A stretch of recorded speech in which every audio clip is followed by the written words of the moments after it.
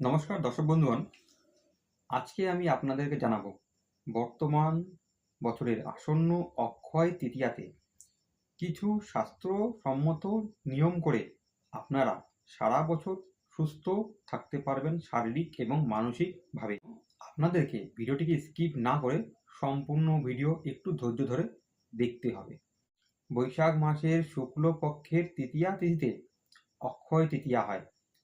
এই দিন থেকেই শুরু হয়েছিল সত্যযুগ, আবার এই দিন থেকেই শুরু হয়েছিল ত্রেতা যুগ, এই দিন থেকেই শুরু হয়েছিল দ্বাপর যুগ, আবার এই দিন থেকেই শুরু হয়েছিল কলিযুগের। হয়তো এই দিনেই আবার কলিযুগের সমাপ্তি হয়ে সত্যযুগের শুরু হবে, এমনটাই আশা রাখছি।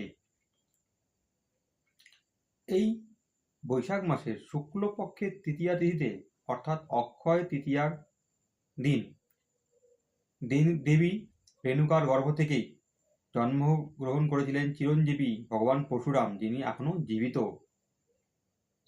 এই দিনটিকে পরশুরাম জয়ন্তী হিসাবেও পালন করা হয় মেনলি সাউথ ইন্ডিয়াতে।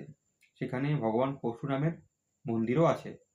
সেই পুজোরও কিছু বিধান রয়েছে, যদিও সেটা এখানে আলোচ্য বিষয় নয়। আজকের বিষয় আপনারা সুস্থ থাকবেন কোন নিয়ম করলে পরে, সেই বিষয়ে যাওয়ার আগে আপনাদের কাছে আমার বিনীত অনুরোধ, দেখুন এই ভিডিওর নিচে একটি লাল অথবা কালা রঙের লেখা রয়েছে সাবস্ক্রাইব। সেখানে টাচ করে অবশ্যই এই চ্যানেলটিকে সাবস্ক্রাইব করে পাশে থাকা বেলে টাচ করে প্রথম অপশন অল সিলেক্ট করে রাখুন।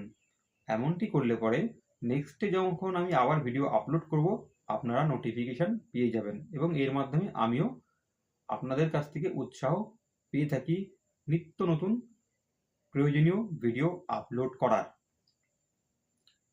যাই হোক দর্শক বন্ধুগণ, এর সাথেই ভিডিওটি আপনাদের কেমন লাগলো অবশ্যই জানাবেন,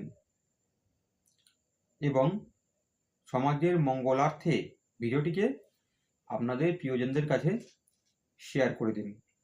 এর জন্য আপনাদের কোনো টাকা খরচা হয় না, কিন্তু এই ভিডিওর মাধ্যমে হয়তো তারা উপকৃত হবে যদি নিয়মটি করে থাকে। হয়তো এই জন্য বললাম যদি করে, যদি না করে তাহলে সেটা আলাদা ব্যাপার, সেই জন্যই হয়তো। দর্শক বন্ধুগণ, শাস্ত্র অনুযায়ী এই অক্ষয় তৃতীয়ার দিনে কিছু নিয়ম করতে হয় শরীরকে সুস্থ রাখার জন্য। স্বাস্থ্যকে ঠিক রাখার জন্য আপনারা সকাল সকাল ঘুম থেকে উঠে স্নান করে তামার ঘটিতে বা কোনো তামার পাত্রে জল নিয়ে, শুদ্ধ জল নিয়ে, তার মধ্যে সামান্য সিন্দুর, সামান্য কালো তিল, সামান্য অক্ষত আতপ চাল,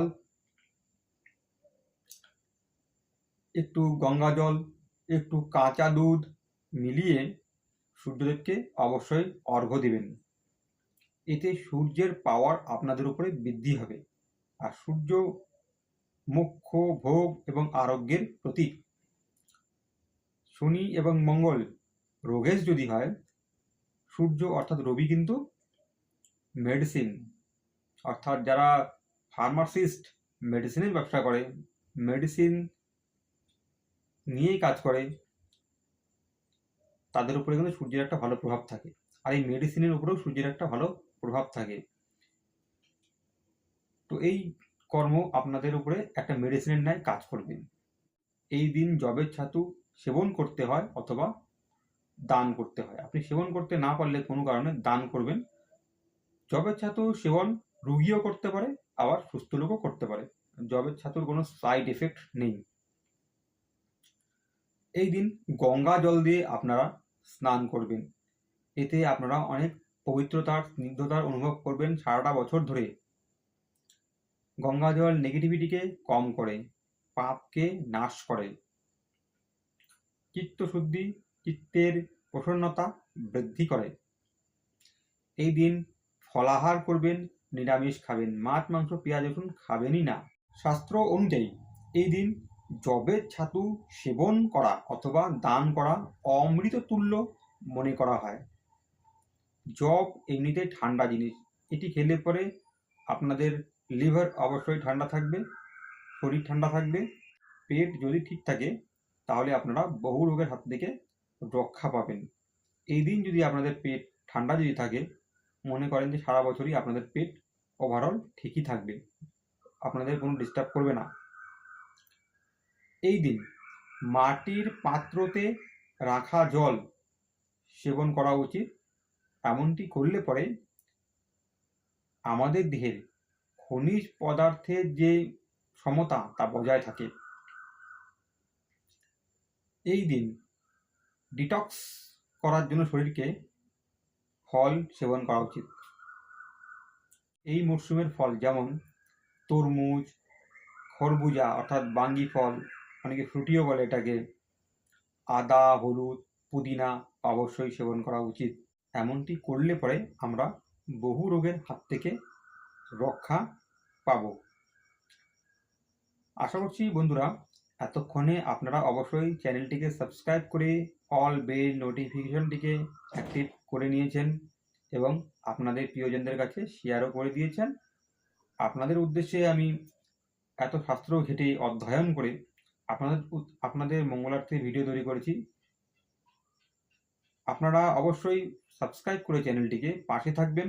সবসময় একটা কথা মনে রাখবেন, যে অন্যের মঙ্গল করে, যে অন্যের ভালো চিন্তা করে, গোবিন্দ তার ভালো চিন্তা করে। হিন্দিতে কথা রয়েছে, যে দুসরো কে লিয়ে খাড্ডা করতা হয় वो खुद खड्डे में गिरता है। তো আমার বক্তব্য হচ্ছে এটাই, আপনারা সঙ্গে থাকেন। আপনাদের মঙ্গলের জন্য যেমন আমি প্রার্থনা করছি, আপনাদেরকে টিপস দিচ্ছি, আপনাদের অবশ্যই মঙ্গল হবে, মনে খালি বিশ্বাস রাখুন।